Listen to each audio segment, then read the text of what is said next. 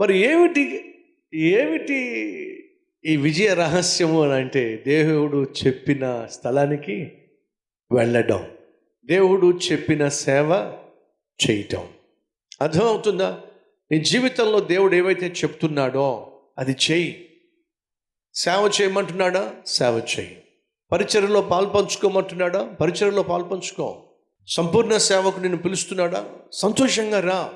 ఉద్యోగ విషయంలో, వ్యాపార విషయంలో దేవుడు తన చిత్తాన్ని నీకు తెలియచేస్తున్నాడా? ఆ చిత్తాన్ని చేయి. అందులోనే గొప్ప ఆశీర్వాదం దాగి ఉంది.